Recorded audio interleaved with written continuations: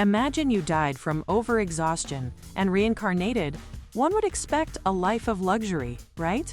But no. On top of being a single mom, the father of the child had to be a op of the family. So with your child support piling up, let's begin our recap. The manhwa opens with a young woman staring at a pregnancy test, her trembling hands barely able to hold it steady. The result is positive. A wave of dread passes through her as she wonders what she should do. Of all the mistakes she could have made, it had to be with that person, someone she barely knew, and only for a short time. In her previous life, she had lived a story of sorrow. Obedient to her parents' wishes, she was forced into a loveless marriage with a man who valued only social status and prestige. That marriage became her downfall, and her life ended in tragedy, taken by the cruel hands of domestic violence. Yet fate had other plans. When she reached a certain age in this new life, she suddenly regained the memories of her past one. Now reborn as Grace Shia, the daughter of a marquis, she swears to herself that this time she will not repeat the same mistake. She will marry for love, not convenience, not power, and certainly not for her family's expectations. But when she attends a grand social gathering filled with noblemen and potential suitors, disappointment settles in quickly. There isn't a single man there who stirs her heart. Her maid, Emily, gently reminds her that it was a large party, and that surely among the many attendees, there must have been at least one good match. Grace admits there were many men present, but every one of them seemed the same. Men obsessed with family rank, lineage, and wealth. To them, marriage was a transaction, not a union of souls. That, Grace thinks, is the tragedy of noble society, where people parade their titles and possessions like trophies, and not one of them speaks with sincerity. Emily brings up a recent marriage proposal, a fine match in the eyes of everyone else, and wonders why Grace refused it. Grace's answer is simple. It did not move her heart. She does not want to be swayed by wealth or influence. She wants to judge her partner for herself and love him for who he is, not for what he owns. Emily, moved by her lady's conviction, recalls something daring, a masquerade ball where identities are hidden and people attend not as nobles but as equals, seeking pure encounters free from the constraints of class and reputation. Grace's father, strict and proud, had already discovered the invitation addressed to her and secretly opened it. He had no intention of allowing his daughter to attend such an unrefined event. But Emily, loyal and determined, retrieves the invitation for her in secret. She believes that if Grace truly wishes to find love, then this ball is her chance. At a masquerade, everyone hides behind masks. Names and titles mean nothing. For one night, hearts may speak without fear of rank or bloodline. Grace decides to go. She enters the masquerade dressed elegantly, her face half concealed by a delicate mask. Yet what she finds there is not quite the romantic dream she had imagined. Many men approach her with shameless intent, smooth words, shallow flattery, and eyes that betray their true purpose. One asks her to slip away with him, and she recoils at his audacity. Another suggests they find a private room, making no effort to hide his indecent intentions. She sighs inwardly. So this is what it is. Men looking only for one-night pleasures, their desires wrapped in polite words and masks of courtesy.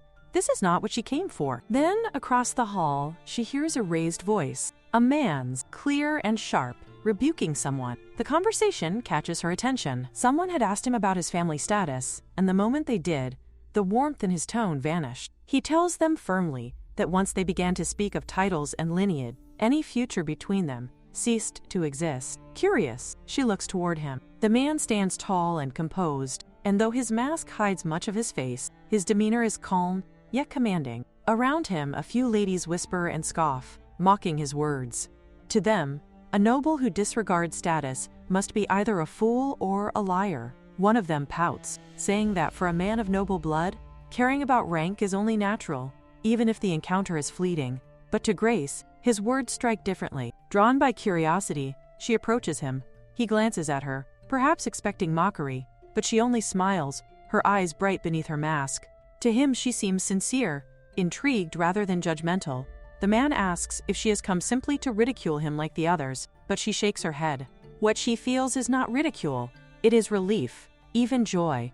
For so long she has been surrounded by people consumed by vanity, those who measure worth by lineage and wealth. But here stands someone who speaks against it, someone unafraid to defy the unspoken laws of noble society. Seeing him shut down those shallow remarks had been, for her, utterly satisfying. And then, with quiet interest, he asks her, when was the last time she truly felt something real? She freezes for a moment, her heart skipping a beat. That line he said? It sounds so familiar.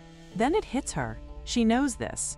It's from that movie she saw in her past life. The exact same phrasing, the same tone, the same air of quiet charm. For a second, she can't help but wonder, could it be that he's actually trying to flirt with her?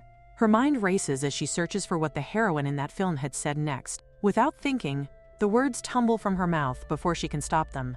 Tonight, she wants to be in his arms. The moment the words leave her lips, she realizes what she's done. Heat floods her cheeks, her entire face turning crimson. Wait, what had she just said? That line, those words came from her past life. Why would she say that here? And what if he didn't even mean his comment that way? Flustered and desperate to fix her mistake, she stammers, trying to explain herself. She insists that what she meant was that she wants him to hold her, just hold her. But even as she speaks, she knows she's made it worse. Every word tangles deeper into misunderstanding.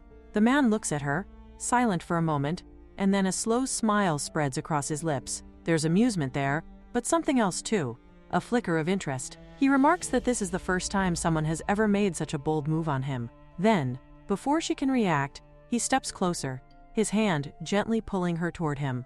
He tells her softly that if it will make her happy, then so be it. Her pulse quickens as he leans in, closing the distance between them. Morning comes quietly, light spilling through the lace curtains. She lies beside him, the memories of the night before, hazy but tender. A thought crosses her mind, half embarrassed, half amused. Wouldn't it be uncomfortable to sleep with the mask still on? Gently, she reaches out and removes it.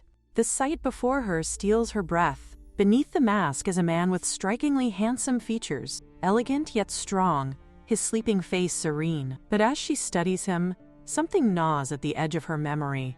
His face, it feels familiar, too familiar. Her gaze drifts to his neck, and there she sees it. The Ward family crest. Her heart stops. No, it can't be. But the symbol is unmistakable. In her homeland, the Shelgrave family, her own, has long held a bitter and deep-rooted rivalry with the Wards. That enmity stretches back generations, filled with political strife, betrayal, and resentment. Her mind flashes back 10 years, to that grand national celebration where nobles from across the empire had gathered. She had been just a young girl then, quietly watching the adults converse. Among them had been a boy, not much older than her, speaking with surprising maturity to seasoned nobles about financial matters. Regarding that issue, please go through the family's finance officer, he had said with calm authority. Even then, he had carried himself like someone far beyond his years.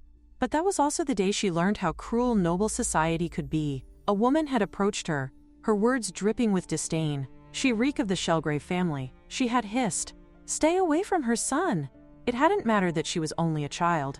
The hatred ran too deep, too old to be softened by innocence. And that boy, Alan Ward, had simply watched, unable to defy his mother. That was the day she truly understood just how far the animosity between their two houses went. Her heart sinks. In her past life, she had already endured a marriage filled with pain, cruelty, and coldness. If she were ever to marry into the Ward family, would it not be the same? Perhaps even worse. A brutal, loveless union built on resentment rather than affection. No, she cannot allow that to happen. She tells herself that last night was a mistake, a fleeting moment of weakness, nothing more. It must remain a secret, a one-night encounter never to be spoken of again. She refuses to relive the same misery she once escaped. And yet, as she looks at him, a soft ache blooms in her chest. She has never felt happiness like this before, not even close. If only he weren't a Ward. If only things were different. But reality doesn't bend to wishes. She gathers her courage and decides she must leave before he wakes. Quietly, she begins to dress, trying not to make a sound. Before slipping away, she glances back at him, guilt flickering across her expression. His mask lies on the pillow beside him. She picks it up gently. She should at least put it back on, to leave things as they were. Just as she leans in to place it over his face, his eyes twitch. She wears the mask of composure, concealing the turmoil within, and leaves quietly. If her true identity is ever revealed, it would be nothing short of a disaster. She bids farewell and departs. The next morning, Emily informs her that the carriage is ready. She thanks her, noticing how the air has grown warmer. It has been almost a month since that night, and she can't help but sigh, lost in thought. Emily, ever observant, remarks that ever since the masquerade party, she has been sighing constantly, wondering if something might have happened after all. She dismisses it lightly, saying it is nothing, though inside she knows the truth. It is something she cannot stop thinking about Alan, a nobleman from the rival House Ward, the heir of a family long opposed to her own House Shelgrave. If she had known his identity from the beginning, she would never have allowed herself to get close to him. Yet, being in his arms had made her happy in a way she had never experienced before. She cannot forget that feeling, even when she knows she must. Lately, her mother has grown increasingly worried. She notices how withdrawn her daughter has become and wonders what troubles her. Her father assumes it is simply the usual concerns of youth. Perhaps she is agonizing over what dress to wear to the next party. But her mother senses it is more than that. She points out that her daughter has never been this quiet for so long. Her father finally decides to speak with her himself. When she enters the room after being called, her father greets her with a smile and tells her that he has a marriage proposal for her. The mention of marriage makes her blush, and her father chuckles, noting how lively she suddenly seems at the word. She is left speechless as he reminds her that she has had plenty of time to consider her future, and now it is time for her to settle down. Seeing her parents, and even Emily looking at her with such concern, she realizes how much she has made them worry. She knows she must find a way to put her feelings in order. The man who has proposed the match arrives soon after. He praises her beauty, saying she is even lovelier than in the portraits he had seen. He explains that he has long been pursuing this marriage arrangement, and expresses his delight at finally meeting her. Later that evening, she finds herself seated at a dinner table in his home. The suitor speaks proudly about his connections, boasting that their country's medical field depends on the herb production business managed by House Shelgrave. As she listens, it becomes painfully clear that what he truly seeks is not love, but a profitable connection to her family. In noble society, marriages are the foundation of power and influence. Status, above all, determines a family's future. Yet, she cannot help but compare this calculated exchange to the sincerity she once felt with Alan. He had been different from all the others, genuine, unpretentious, and warm. Against her will, her thoughts drift back to him once again, despite her vow to move on. Her suitor notices her distraction and laughs, saying that all this business talk must be boring her. He insists she start eating, and she nods politely. But as she takes her first bite, a wave of nausea washes over her. The man continues to speak, assuring her that once they are married, he will become her greatest support. She forces a smile, murmuring that she will consider his words, though all she wants is to leave. Back in her room later that night, she feels increasingly unwell. It isn't a cold, she is certain of that, and it isn't the usual time of the month either. Then the realization strikes her like a bolt of lightning. Her period. When was the last time she had it? Her hands tremble as she checks, and the result confirms her worst fear. The test reads positive. Panic surges through her as the weight of the truth settles in. What is she supposed to do now?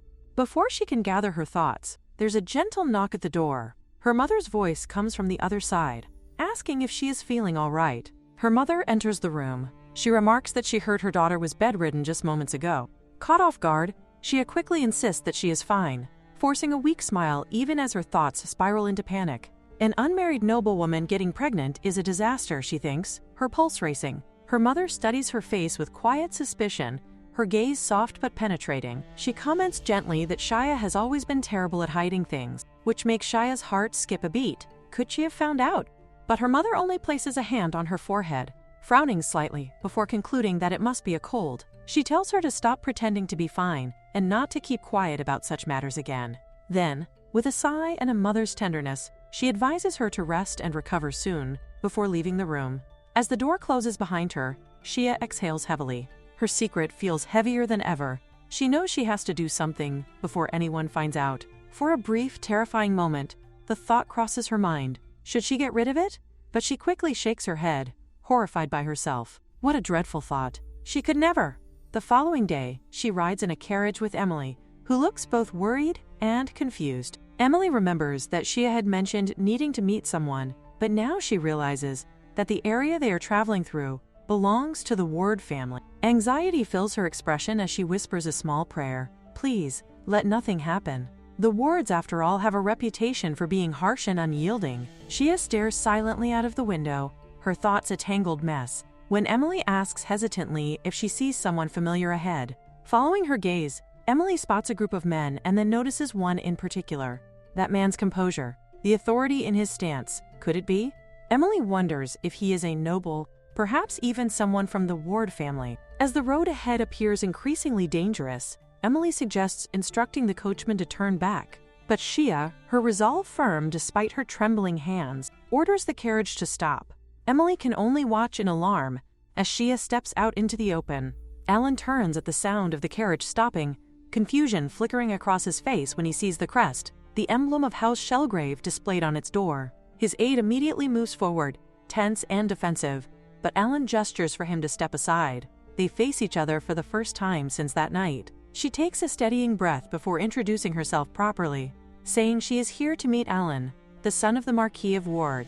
His expression hardens slightly as he asks what business she has with him. She hesitates before explaining that it concerns something important, something they need to speak about privately. Alan's eyes widen in realization, but he quickly glances around, lowering his voice to say that he is working at the moment. Shia feels a pang of disbelief. After everything, after coming all this way to see him, that's all he says? Still, she knows this isn't a conversation that can be held here, in the open, surrounded by prying eyes and ears. It would be better to wait for a calmer, more private moment. As the carriage waits behind her, she looks around the territory and recalls what she has heard, that the Ward family's lands thrive on weapon production, their factories fueling the Empire's strength. Everything about this place feels cold, efficient, and forbidding, just like the distance that now stretches between her and Alan. She had always believed that the Ward family and their trade were nothing more than brutish, cold-hearted merchants of weapons and conflict. But as her carriage rolled through their lands, she began to notice something unexpected. The townspeople greeted Alan's men with warmth and familiarity. There was trust in their eyes. The realization unsettled her. Perhaps the Wards were not as ruthless as she had thought.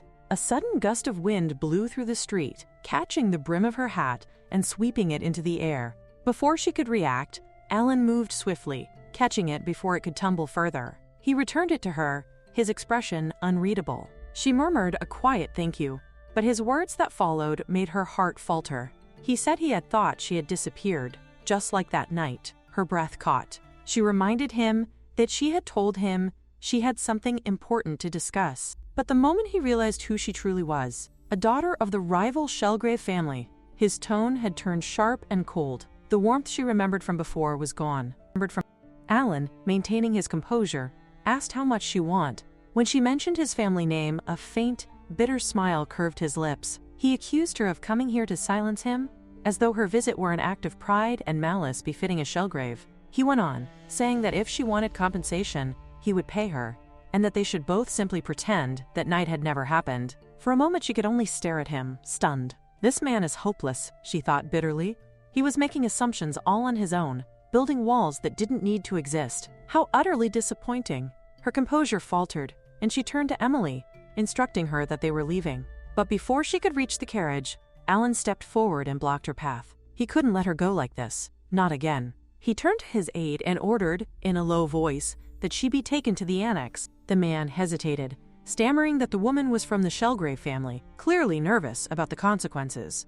Alan's eyes narrowed dangerously as he demanded to know who the man thought he was speaking to. Immediately, the aide bowed and apologized, hurrying to obey.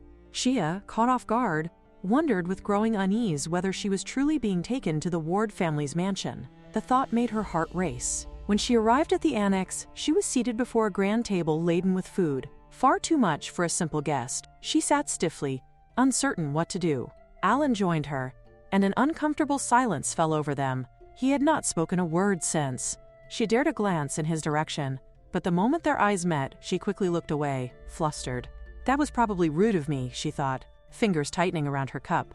Alan, however, couldn't tear his gaze from her. Seeing her again filled something inside him that he hadn't realized was so empty. It felt as though his parched heart was finally being quenched. He remembered the night she vanished, the emptiness that followed. He had tried to drown himself in work, but her face haunted him. Her laughter, her voice, the warmth of her presence. He had wanted to see her again, to speak to her just once more. And now, impossibly, she had come back. Breaking the silence, he finally asked her why she had come to see him, so she lied. She said it was because of her father's business affairs. Alan watched her carefully, clearly unconvinced. He knew immediately that she was lying. The Shelgrave family would never conduct business with the Wards. Still, he let the lie hang in the air, his expression unreadable. He shifted his gaze to the teacup before her and asked softly if she disliked the tea. Then, as if sensing her hesitation, he added calmly that there was no poison in it. She thinks that it looks like he doesn't trust her either, but she can't drink it right now, even if she wanted to. She can tell just by the color and the scent. This tea, it's made from the first harvest, that distinct bright color and unique aroma. But the tea contains caffeine, and it might affect the baby. Still, she lets herself savor the scent at least. Alan explains that the Shelgrave family built their fortune on medicinal herbs, and at the same time, they are well known in the tea business. He adds that they are a family of devoted tea lovers, and he has heard that she even started her own brand. She realizes that even before they met, he knew that much about her, and a twinge of guilt pricks her heart for not drinking the tea. She decides to take a pastry instead, tasting it carefully. It is truly delicious. Her eyes sparkle in surprise, and for a brief moment, she realizes she has let her guard down. But when she lifts her gaze, she catches him staring too much. For a fleeting second, he wonders whether he should ask them to prepare a different tea for her. She reasons that it's not necessary, yet he points out that a friend once told him, when a woman suddenly starts avoiding tea, there's usually a reason: pregnancy. If a woman is expecting, some components in tea might not be good for the baby. Then he stops himself and apologizes awkwardly, insisting that it's not like she could actually be. But before he can finish, the shock of his own realization makes his voice falter. He looks at her, searching her expression, and finally asks if she truly is pregnant. Worry flickers across her face, but she gathers herself, straightens her back, and declares with full confidence that yes, it is their child. He slams the table in disbelief, taken aback by the revelation. She is sure that he must think this is troublesome. Their families are bitter enemies. She knows very well that this isn't something he can possibly be happy about. Even she understands that. So she steals her voice and tells him that, in that case, she will be the one to raise the child. After all, a child born between two warring families could never be happy. She came here today to tell him exactly that. But deep down, the truth is different. She thought maybe, just maybe, he would understand, that he might ease some of her fears. Somewhere inside, she had been hoping for that. Yet Alan's response is steady and unyielding. He says this isn't a decision she can make alone. After all, he is the father too, and he will raise the child as his heir. A bitter scoff escapes her. So that's it, she thinks. He just wanted an heir. Even that night, those happy memories, it was all just an act to secure one, wasn't it? She was completely fooled. Her hand clenches tightly, trembling with the weight of betrayal. She swears to herself that she will never give this child to him. Never give. He looks at her with calm conviction and mentions that raising a child is like addition, because by combining each other's talents, it allows the child to acquire knowledge and skills that make the most of both parents. He explains that he excels in swordsmanship, while she excels in medicine, and together they can raise a strong and intelligent child. However, if one of them is missing, it won't work. Based on that belief, he concludes that raising a child is indeed like addition. She sits there, momentarily lost for words, wondering if she is really sitting through a presentation right now. The way he is speaking reminds her of her past life as an office worker, methodical, logical, and painfully professional. This man is hopeless, she thinks to herself. Yet despite her exasperation, she can't help but notice that his points are well structured and his arguments surprisingly persuasive. However, everything he says sounds purely businesslike. There is no warmth, no tenderness, only rationality. People, she thinks, won't follow a plan just because he asks them to. They have feelings, emotions, and fears. Her thoughts are interrupted when he suddenly glares at her and rises to his feet, making her wonder if she has somehow offended him. He walks over to her with an unreadable expression and declares that as the first step, they should go on a date. Her cheeks flush instantly. A date? She can't believe what she just heard. Was he even listening to what she was saying? He reasons calmly that she can either get to know him or leave him as an irresponsible man. Her eyes widen in disbelief. Did he just force a date on her so casually? He's probably really good at his job, she thinks bitterly, because the way he speaks is smooth as butter. But still, she can't let him treat her like this. She straightens her posture and declares that the conversation is over. She's leaving. She turns to walk away, but in her haste, her foot catches, and she trips. Just as she's about to fall, his hand reaches out and catches her. The touch is firm and warm, a steady strength that startles her more than the fall itself. She quickly thanks him and tries to pull away, but he doesn't let go. He simply tells her that he still hasn't heard her answer. Resigned and flustered, she finally blurts out that fine, she will go on a date with him. Later, back at home, she can hardly believe what she's done. The words keep echoing in her head. She agreed to go on a date, but how is she even supposed to prepare for one? In her past life, she had an arranged marriage right after meeting her fiancé. This is her first time ever dealing with something like this. She has no idea what to do. Emily, watching her restless pacing and worried expressions, finds the whole situation terribly amusing. To think that the young lady would be this troubled, this must be true love. Shia grows even more flustered, insisting that it's not like that at all. Now it just sounds as if she's super excited about this, which only embarrasses her more. She huffs in protest, trying to explain that she's just trying to make sure she doesn't act improperly. After all, she has never been on a date before. She doesn't even know what to wear. Standing before the mirror, surrounded by dresses, she feels utterly lost. Emily, full of excitement, urges her to go all out and dress up. After all, it's her first date. Shia hesitates, trying one dress after another. The first one feels far too much, the second too showy, and the third too flashy. None of them seem right. From a short distance, Emily watches her young lady twirl uncertainly before the mirror, and she can't help but smile. The young lady looks like she's having fun, even in her indecisiveness. There's something endearing about how flustered she is. But Emily's heart grows heavier the more she thinks about it. Her partner is from the Ward family. Such a dangerous romance. What can she possibly do to make sure the young lady finds true happiness in this situation? The next day arrives, and Shia reaches the meeting spot earlier than expected. Her heart beats faster with every passing second, nerves twisting inside her. She wishes he would get here already. The waiting is unbearable. As she absent-mindedly reaches for a flower nearby, the world shifts in an instant. A sharp movement behind her, the faint whistle of a blade slicing through the air. Someone is trying to strike her down. She dodges instinctively, heart pounding, eyes snapping toward the assailant. For a moment, fear grips her. Is this where she's going to die? The attacker lunges again, but before the blade can reach her, Alan arrives, his presence cutting through the chaos like a storm. In a swift, precise motion, he intercepts the attack, disarming the assassin with practiced ease. His expression turns cold as his eyes lock onto the man's face. He seizes the attacker by the collar, his tone sharp and low as he demands to know who he is.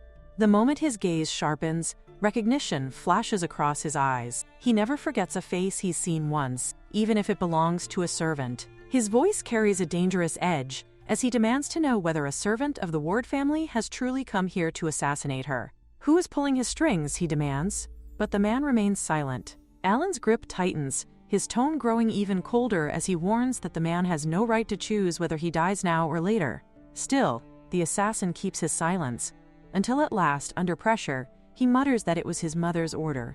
Alan's expression hardens. He drops the man to the ground, his voice low but final, as he says that there will not be a second time. Then, without sparing another glance, he turns and walks away from the defeated attacker. When he looks back at Shia, she's trembling. Her lips part, but her voice won't come out properly. Somehow, she manages to whisper a soft thank you. Before she can say anything else, Alan steps forward and pulls her into his arms. The embrace is firm, grounding. He asks if she's hurt, his voice rough with concern. She shakes her head, trying to steady her breath. He apologizes for being late, but she shakes her head again, murmuring that it's not his fault. She just arrived too early. His arms feel so warm around her, and for a brief moment, she feels safe, almost too safe. Yet even as she leans into the comfort of his hold, a quiet thought creeps in. How long will this moment last? She tries to pull away, but he doesn't let her go. His grip is gentle yet unyielding. She wonders silently, does he really care about her that much? Her hand rises almost unconsciously to his face, her fingers brushing against his cheek. She tells him softly that she's truly all right. His eyes meet hers, beautiful eyes, the same ones that had gazed at her that night. Just like then, there's a tenderness in his expression that she can't quite explain.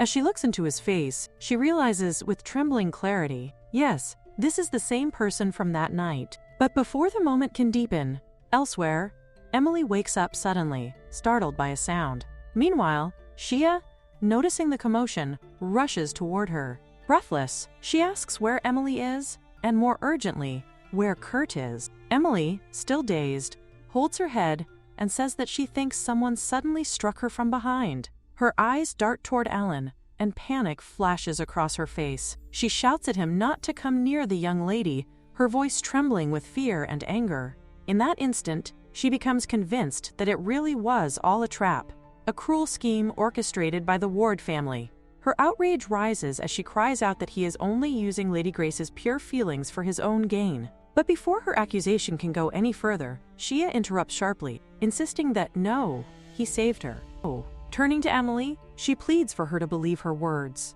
Emily, still shaken, hesitates, but finally nods and says of course she believes her. Alan, calm despite the tension, gestures toward the injured maid, and mentions that the servant over there needs attention. Shia immediately apologizes for her maid's rudeness, but Alan continues his sentence evenly, saying that she should rest in the carriage. She was struck on the head, and rest is what she needs most. Shia's mind races. A servant had defied a noble. Under normal circumstances, that would have warranted punishment without question.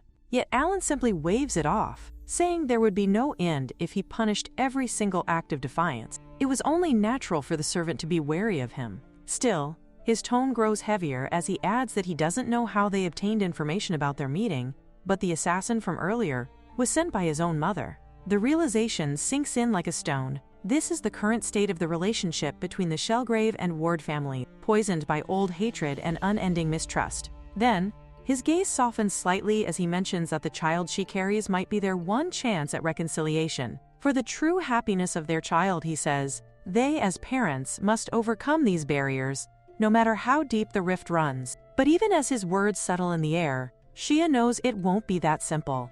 Yet he isn't entirely wrong. Compared to her past life, this world, especially among nobles, is cruel to single mothers. If she were to raise this child alone, her reputation would be destroyed, and the child might face a life of stigma and misfortune. She feels the weight of reality pressing against her heart. In that quiet but decisive moment, Alan speaks again. He proposes that they should get married.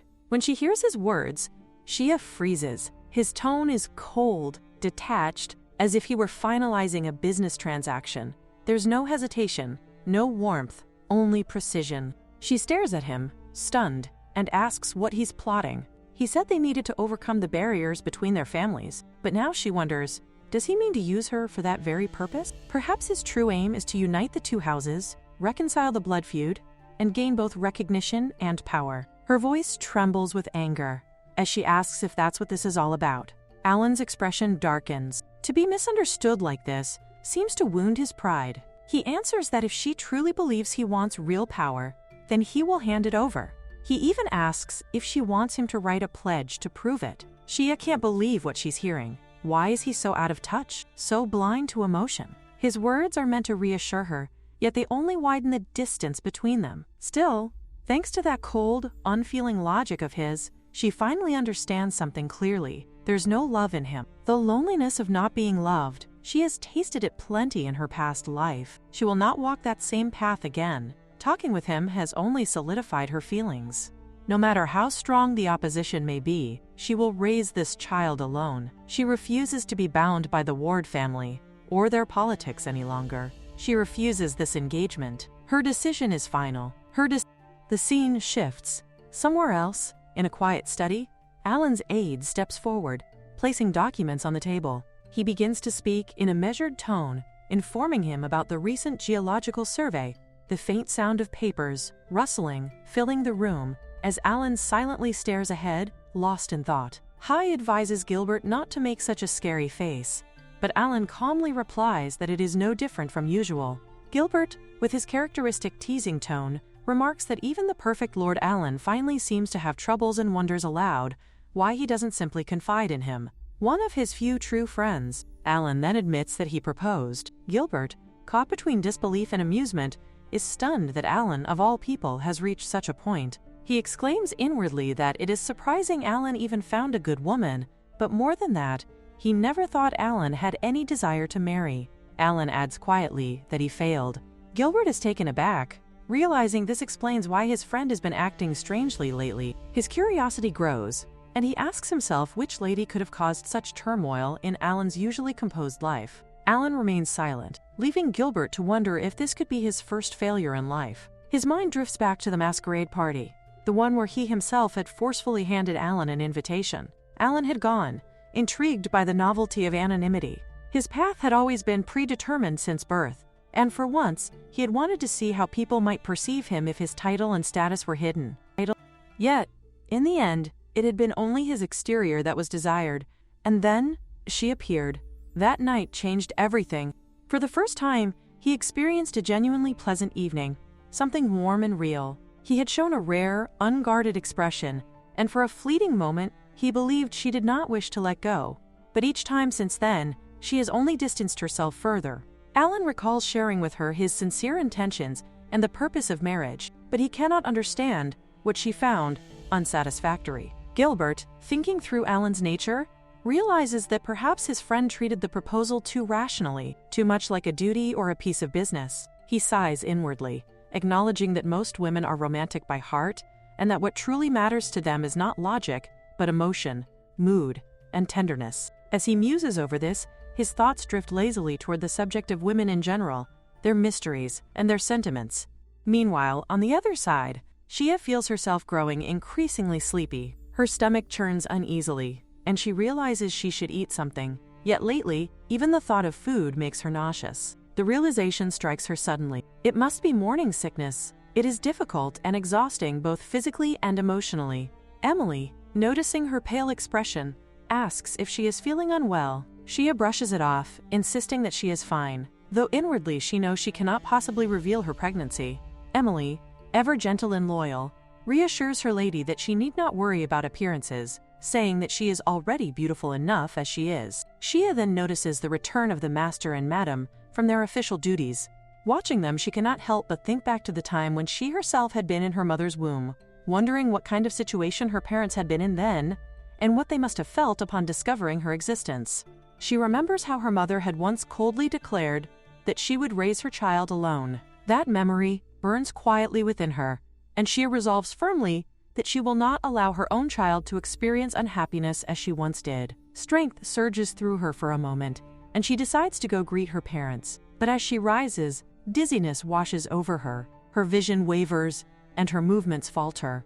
Her servants rush toward her in alarm, Emily among them, panic tightening her voice as she calls out to her lady. Shia sways, unable to steady herself. Emily explains anxiously to those around that Shia has not been eating properly and has been feeling unwell for quite some time now. The concern in her voice deepens as she tries to support her lady, afraid of what this sudden weakness might mean. Her father shouts urgently for someone to fetch a doctor, his voice trembling between fury and fear. Shia, pale and breathless, insists weakly that she is fine, but her words falter.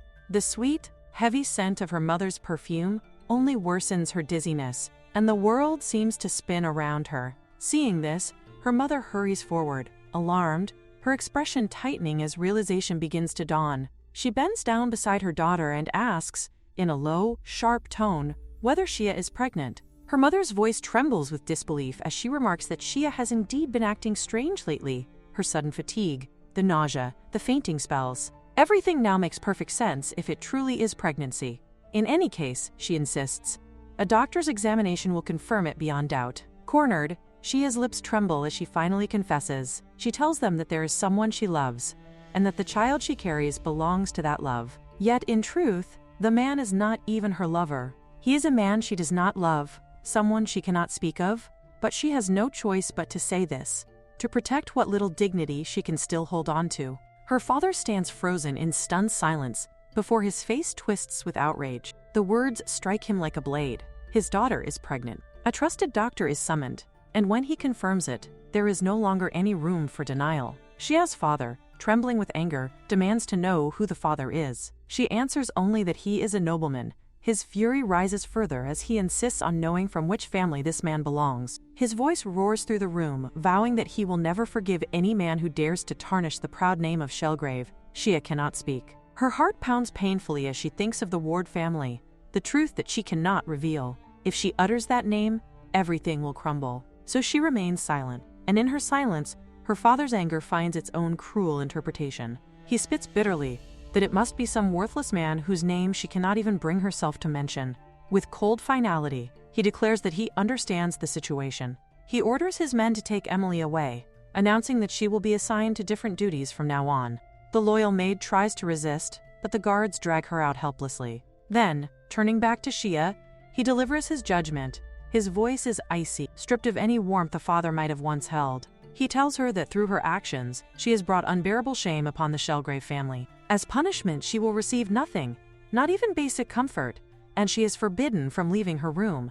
The door closes behind him with a heavy thud. Shia rushes to it, banging her fists desperately against the wood, begging them to open it, to listen, but no one comes. The silence that follows is merciless. It becomes painfully clear. They do not care what happens to her, or to the child inside her. 3 days pass, no food, no water. Her body weakens, but her spirit clings stubbornly to life. She presses a trembling hand to her belly and feels faint movement. The baby is still alive.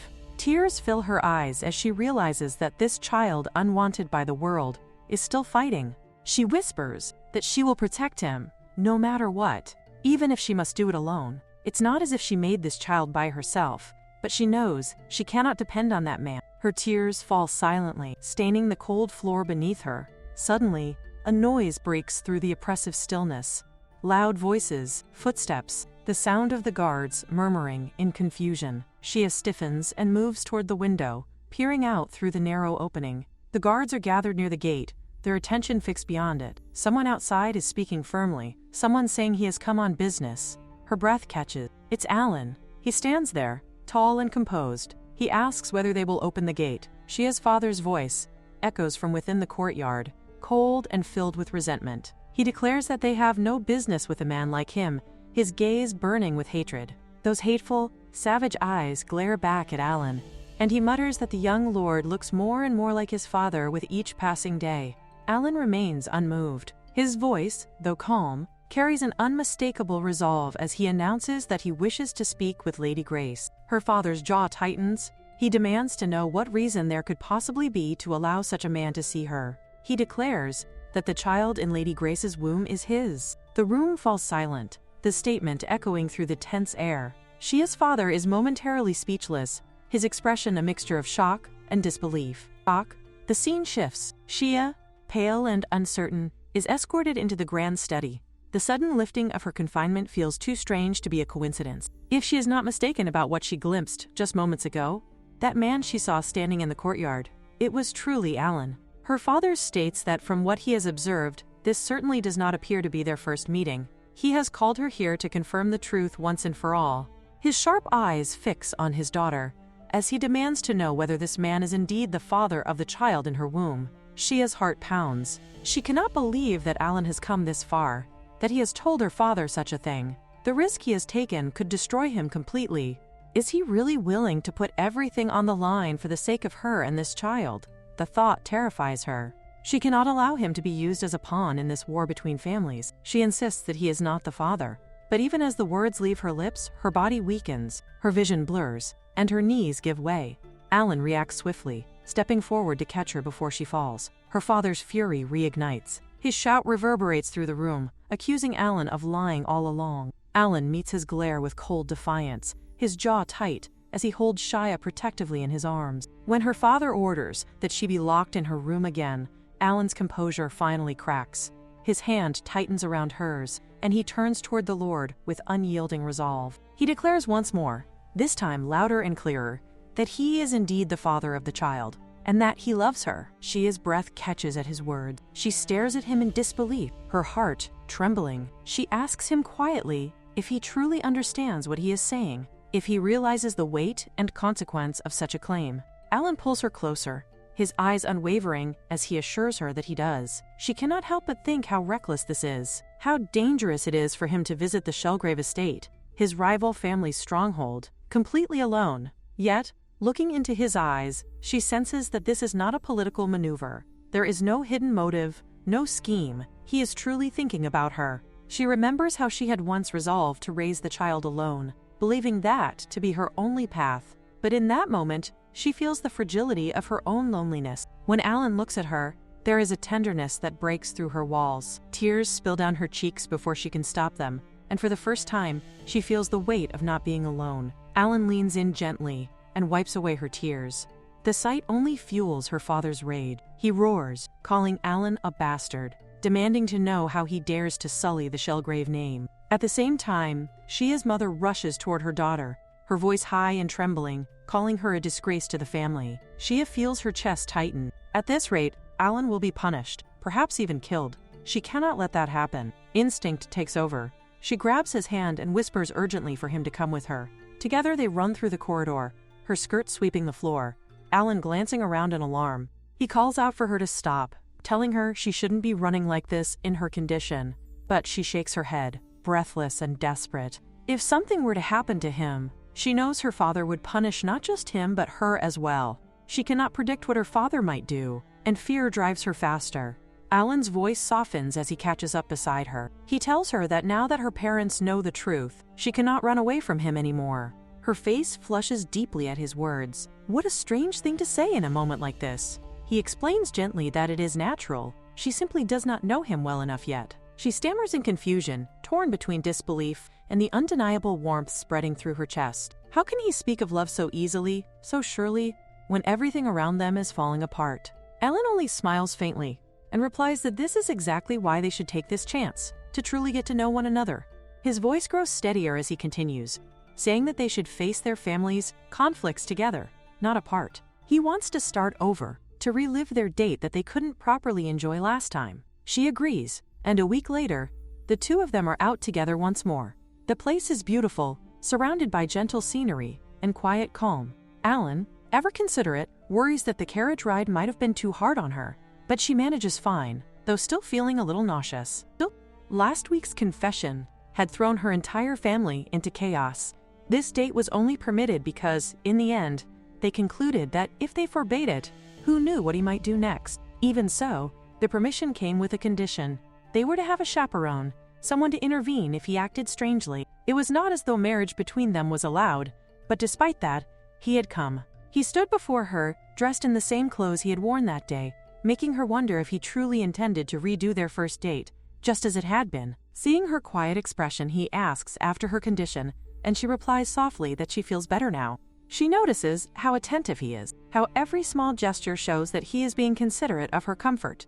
Around them, the flowers bloom in full color, the kind that seem to grow everywhere. She recognizes them immediately. Those blossoms have always been her favorite. She wonders aloud if they grow even in Ward territory, and he admits he does not know. She tells him that she has always liked these flowers. Gently, she begins to weave them together, crafting a delicate crown. When she finishes, he takes the crown from her hands and places it carefully upon her head, checking to see if he has done it correctly. She smiles and nods, touched by the small gesture, and once again, she feels herself being swept off her feet by him. He notices her falling into deep thought, and his gaze softens. She can't help but think that if only she weren't from the Shelgrave family, and if only he weren't from the Ward family, things might have been different. These thoughts linger like a quiet ache within her. Alan's expression turns resolute. He seems to imply that he intends to do something about their situation. For a brief moment, she feels that she might actually want to reach out and touch him, that small, reckless wish that she dares not voice. Later, she gazes at him, and he takes her hand gently, making her smile once again. To her surprise, he has even prepared a meal for her. She looks around, curious, and realizes the place feels private and refined. She wonders if this mansion belongs to the Ward family too, but he explains that the owner is simply an acquaintance who lent him the space. The thought moves her deeply. He went out of his way, arranging all of this just for their date. Every dish laid out before her seems thoughtfully chosen, carefully prepared for someone in her condition. Each one looks delicious, though her nausea has not completely faded yet. Even so, the aroma tempts her. Alan watches her quietly as she takes the first bite, and she feels reassured. She thinks she might actually be able to eat today. Yet from the way he looks at her, it's clear he notices her hesitation. She realizes, with a touch of embarrassment, that her discomfort must have been quite obvious. Around them, the sound of children's laughter drifts through the air. The atmosphere is peaceful, almost dreamlike. A soft breeze passes, stirring the leaves and brushing gently against her face. When Alan steps away for a moment, she remains seated, lost in thought. He had gone through so much trouble to make this day perfect, and now she feels as though she has ruined the mood by being too withdrawn. As the air grows colder, he returns, draping a blanket over her shoulders. The concern in his movements is unmistakable. He remarks that the chill in the air must have gotten to her, and she agrees quietly. A moment later, he even brings her a foot warmer, checking that the charcoal inside is at just the right temperature. Then he returns with reheated soup, making sure it is neither too hot nor too cold. His every action reflects a quiet, tender worry for her well-being. She takes a spoonful of the soup. It's warm, comforting, and genuinely delicious. Watching her eat, Alan's expression softens, but his tone grows serious as he finally asks if anything has happened since that day. And in that small, gentle moment, surrounded by warmth, the scent of flowers, and the echo of laughter, the air between them trembles with everything unspoken. Because suddenly discovering that one's daughter is pregnant and realizing that the father is a member of the Ward family, it was only natural for her father to be angry. She can't really blame him. Still, her cheeks flush with warmth when she realizes that Alan has been worried about her family this entire time. Despite everything, despite the cold distance between their houses, he still thinks of them. She reflects quietly that he hardly even speaks to her now, but at least she's been allowed to live in relative peace, a small mercy she can cling to. He looks at her with concern, sensing something unsettled in her expression, as if asking if something is wrong. She wonders whether he's referring to the soup or something deeper. Then his gaze drops briefly to her stomach, and for a moment, the air between them changes. He's acknowledging the life that exists there, their child. Between the Shelgrave family and the Ward family, that small existence feels like a fragile bridge, something neither side will ever accept. She silently tells herself not to get her hopes up, because to him, the child might just be an inevitable consequence of their choices.